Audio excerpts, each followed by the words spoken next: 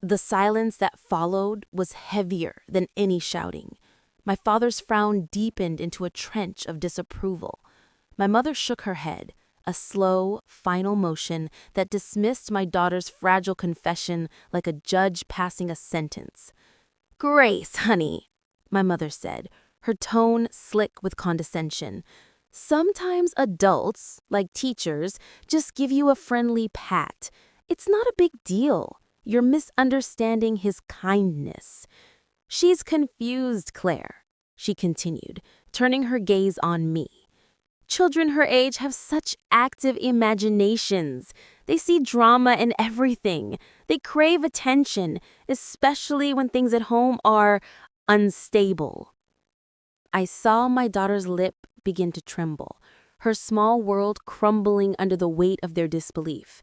Her voice was a reedy thread of courage. "But it made me feel icky inside, Grandma. I didn't like it. I told him to stop." Her eyes narrowed, her lips pressing into a thin, unforgiving line. "Told him to stop? Grace, that is a very serious thing to say about a teacher. Mr. Harris is a respected man. You cannot go around making up stories like that. It's called lying." The word landed like a slap. Grace flinched, her eyes flooding with a hurt so profound it stole the air from my lungs. That was the moment the battle lines were drawn in invisible ink across my parents' dining room table. That was the moment I knew I could not trust them to protect her. Later that night, I dug an old voice-activated recorder from a moving box. Its tiny, unblinking red eye became my secret ally, my only piece of hard evidence in a war of perception. I started carrying it in my pocket every time I walked through the front door. The confrontation had simmered for days, culminating in that terrible afternoon I found her on the floor, branded a liar. My mother's voice, sharp and self-assured, still echoed from downstairs, a poisonous vapor seeping under the door. "She needs to learn that lying has consequences, Claire." But as I knelt, my knees cracking against the hard wood in a pathetic echo of her own folded posture, I didn't see a liar. I saw my daughter. I saw the truth she had entrusted to me, the truth they had tried to shame out of her. "Mommy, I didn't lie," she whispered, her voice scraped raw. "I told the truth." I reached out and gently lifted the cruel cardboard sign from her neck, my fingers trembling with the fury I fought to contain. I placed it on the floor beside us and pulled her into my arms, her small body shuddering against mine. "I know, baby," I whispered into her hair, my voice steady despite the storm inside me. My hand slipped into my pocket, my thumb finding the smooth, cool shape of the recorder. I pressed stop. Then, with the calm I did not feel, I pressed play. The machine in my palm began to speak with my mother's own voice, repeating every damning, dismissive word she had just uttered from the hallway. The proof was now in the room with us, and it was on our side. The memory of that morning, of Grace standing small and shamed in the front yard, seared itself behind my eyelids. But that was only the beginning.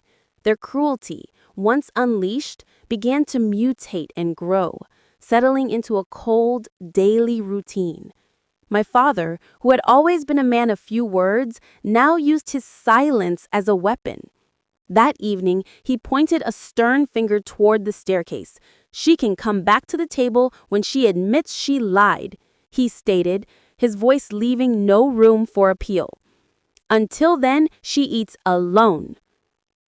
I found her later, sitting on the edge of her bed in the dim room, a plate of untouched macaroni and cheese cooling beside her. She wasn't crying. Instead, she was holding her worn stuffed bunny, Mr. Hops, his fuzzy ear pressed against her lips. "It's okay," she whispered, a tiny, fervent mantra against the vast injustice. Her quiet faith was a lifeline she clung to, but to my parents, her steadfast silence was not the mark of a traumatized child holding on to her reality. It was sheer, punishable stubbornness. Then my mother, the architect of this punishment, escalated her campaign.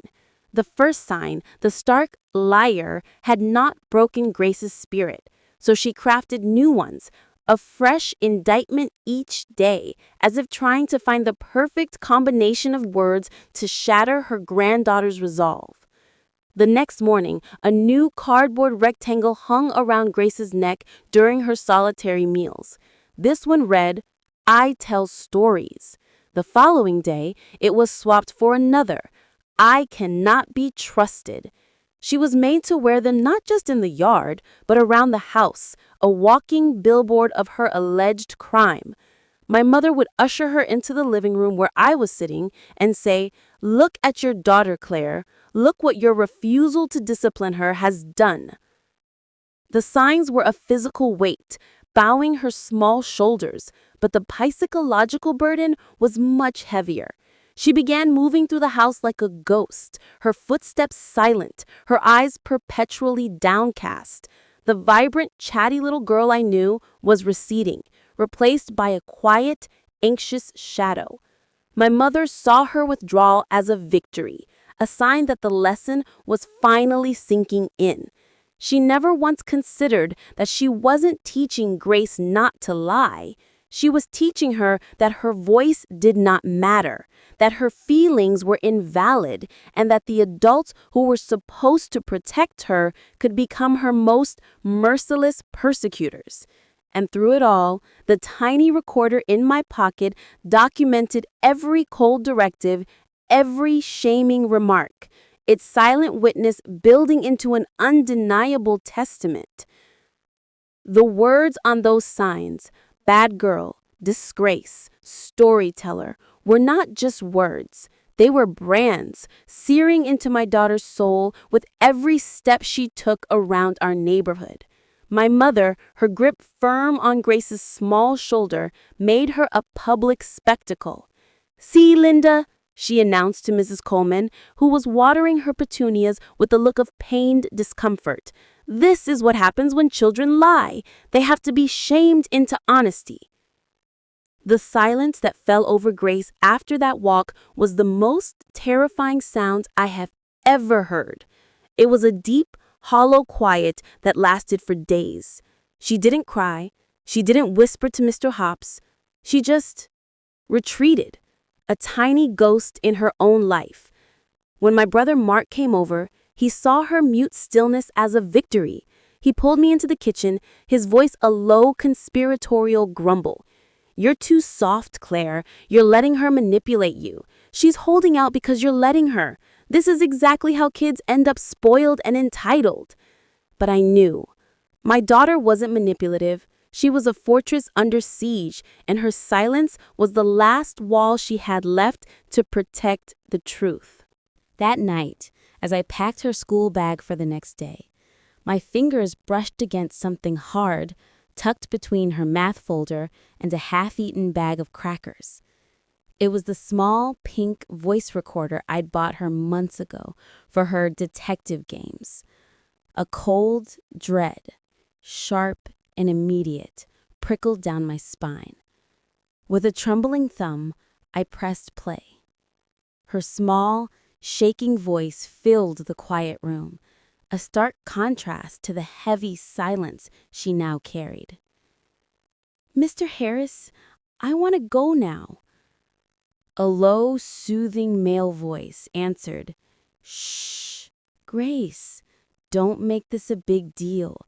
I just like having my special helper here with me." Then her voice again, thinner, braver. "Please stop touching me." The recording ended with a rustle, then a crushing, absolute silence. My legs gave way. I sank onto her bedroom floor, the recorder clutched in my hand like a holy relic. My daughter hadn't lied. She had gathered her own evidence, fought her own battle with the only weapon she had, while the adults who should have been her army were the ones attacking her from the rear. The next morning, I drove to the principal's office, the recorder feeling like a live coal in my purse. I didn't request. I demanded. I played it. The color drained from the principal's face. Mr. Harris was escorted from the building by lunchtime. By the afternoon, he was arrested, as two other quiet, frightened girls, empowered by Grace's bravery, found their voices and came forward. When I returned home, I didn't pause in the hallway. I walked straight into the living room where my parents sat in their usual spots, the television casting a blue glow over their placid evening. Without a word, I held up the recorder and pressed play. The small, shaking voice of their granddaughter, the one they had called a disgrace, filled the room. "Mr. Harris, I want to go now. Please stop touching me." The recording ended with a rustle, then a crushing, absolute silence. My legs gave way. I sank onto her bedroom floor, the recorder clutched in my hand like a holy relic. My daughter hadn't lied. She had gathered her own evidence, fought her own battle with the only weapon she had, while the adults who should have been her army were the ones attacking her from the rear. We packed that night. The sounds of zippers and the thud of cardboard boxes being filled was a symphony of liberation. I didn't have a detailed plan, a specific destination pinned to a map. My only compass was the need to get her to a place where the walls didn't feel like they were listening, where the air wasn't heavy with judgment. It would be somewhere safe, a place where the light could return to her eyes, and where she could smile again. A real, unburdened smile that didn't fear retribution. My parents did not try to stop us.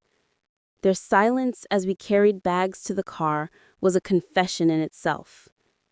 They stood back, shadows in the well-lit house that had become a prison, their authority and their certainty finally broken by the undeniable truth of a child's recorded voice. Now, in our small apartment, with its secondhand furniture and its glorious, echoing freedom, we are building a new kind of normal. It is a life held together by my two jobs and the fierce, unwavering love that fills the spaces in between. And sometimes, in a quiet moment, Grace will look up from her coloring book, her big brown eyes clear and earnest, and she will say, "Mommy, thank you for believing me." Those 7 words, so simple and profound, are my anchor. They hold me steady on the long, exhausting days. They remind me that the most important battle I will ever fight was not in a principal's office or a police station, but on my knees on my daughter's bedroom floor, looking into her tear-streaked face and choosing her truth over the world's. Sometimes protecting your child doesn't mean just keeping them safe from strangers. It means standing against everyone else, even your own family, and becoming the unshakable wall between them and the storm. It means believing her, even when the whole world is calling her a liar.